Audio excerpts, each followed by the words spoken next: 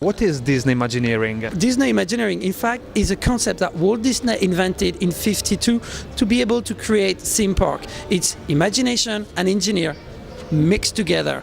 So we are here to create in 3D a story. How do you become Imagineer? I have to admit that there is more than 150 disciplines in Imagineering, so every path is different. My own path was I'd studied literature and languages, and I wrote theater plays and little articles for the press. And I worked for Disney as a real job, and one day there was an opportunity to become an Imagineer as writing for Disney, and I was lucky enough to pass all the tests. What's your job inside Disney Imagineering? I am a show writer, which means as we come from the movie industry, I would be like a script and story writers, and everything has to do with theme and stories goes on my desk. What can you tell us about the Disney difference? Well, the Disney difference is all about how we tell a story. We do not build attraction for the sake of technology. We build it to tell a story. So all the technology is hidden to be able to tell the story the best way possible. Like if you were in a film, you're not watching the film, you're actually in it. Tell us something about the new Hollywood Tower Hotel. So the new Hollywood Tower Hotel is actually the setting of the new attraction, the Twilight Zone Tower of Terror. What happened is, as I'm telling you, we are putting you in a story, and the story comes from an episode that was never recorded from the Twilight Zone. So the Twilight Zone is a series about strange and amazing things happening in a normal world. So here you're in Hollywood, everything is well, it's at 31st October 39, everything's going well, people taking the elevator, 5 people going up to the 13th floor, but they never reached it because there was a storm, and those 5 people and the elevator vanished into the Twilight Zone. Many years later, we are reopening the hotel and we're asking the people who are crazy enough, if they dare, to go inside and look for those 5 people, or maybe being stuck in the Twilight Zone as well. This is not the first tower built in a Disney park, so it's really difficult to translate the show for the European market? Actually, even if it's the 4th tower, each tower has its own specificity and its own identity. And here, of course, we have a stronger European influence. What happened is the first towers were built in more Hollywood kind of mind. Here we created something for real, which means we have props that are not props, but real things coming from flea markets. All the props you're going to see in the lobby, in the library, in the boiler room are actually real things from the history of this time. And actually some come from California, but were purchased here in France because we have collectioners here in Europe as well as in Holland, for example. And we were able to have our own Hollywood, but here in Europe. We have as well talents that are here to create real things. Like if you go look at the facade, the American parks is more using a faux semblant, which everything is flat. Here, everything is actually sculpted. Everything has dimension. Everything is more detailed than we could make before. Technology as well. Remember, very first tower was 14 years ago. Technology has evolved, so we have a better technology. Even if you're not going to see it, you're going to scream the same. How much time did you spend in the creation of the history for the Tower of Hell, but also for the other attraction of the park?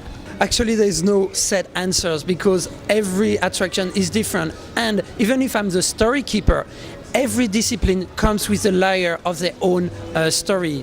And for this one, to build physically the tower took only 3 years, but the conception started like about 10 years ago.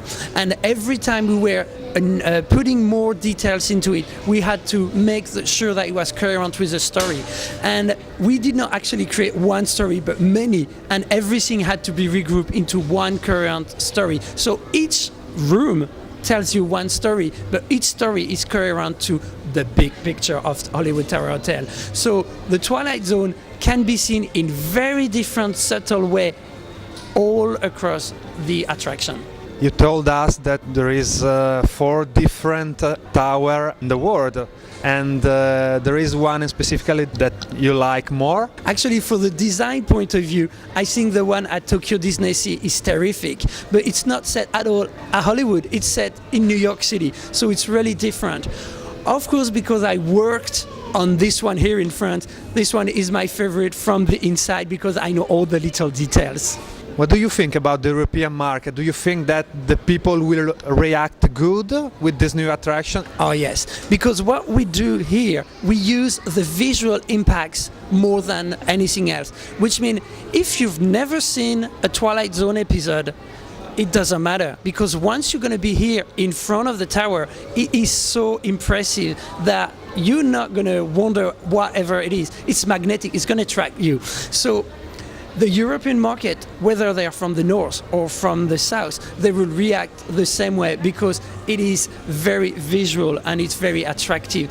There is more, I would say, a mystery about the building than only a drop. It's not only about going there and screaming, it's about getting in it.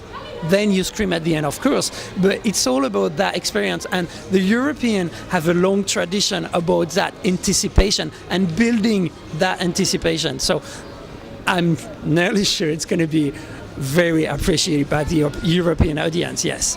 So again, this is the Disney difference. Exactly. We're coming back to the story, and this is what the strength is. There is something strange that you want to tell us about the Tower Hotel? Actually, it's just because I was a TV fan before being a Disney fan. I love the Twilight Zone series. So in our Twilight Zone, in our tower, we do have some props that are actually taken from some of the episodes. So if you are like me, you know the episode, go and look everywhere. There are little clues in every room. What can you tell us about the new Stitch Live attraction? So Stitch Live attraction is something really unique. One word to define it is interactive. Okay, it's very mysterious. Everybody wants to be interactive today, but this is real. For me, I'm a kid, even if I'm that old, I'm still a kid. What I always wanted to do is, if I could not go into a cartoon, is be able to talk to a cartoon character. And Stitch Live is exactly that. You're going in a theater, nothing exciting about that.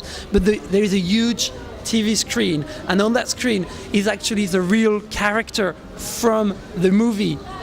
And he's going to interact with you. He's going to see you in the audience and talk to you. Actually, I've done it right today, and there was an Italian gentleman called Davide, and Davide was from Napoli. Yes. And well, because it's interactive and it's live, I heard Stitch make a joke about Napoli that I'd never heard before. So Stitch is actually reacting to anybody in the audience. So I'm not going to tell you the joke. You're going to come and look at it, experience it yourself if you come from Napoli. Every show is different and every experience is unique, and it's interactive is the word. Nowhere else can you talk to a Disney character like that.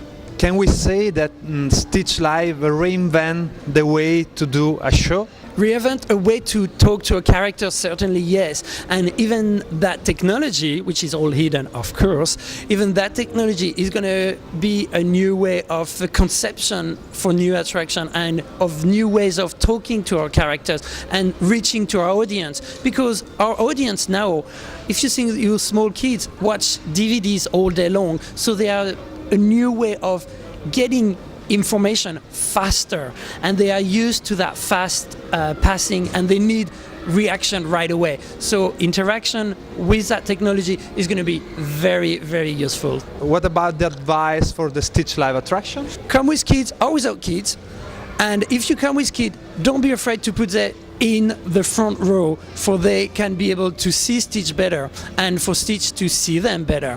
And as well, don't hesitate to say aloha. The noisier you are, the best you have chances to be spoken to. Thank you, Laurent, for your time. If you want to say hello to the people of Parksmania.it. Thank you very much for coming. Thank you for watching. I hope you'll be able to join us. And because we have many Italian cast members working here, I know some of my Italian friends over there. So thank you and hello to everybody. Okay, thank you very much. Have a nice day.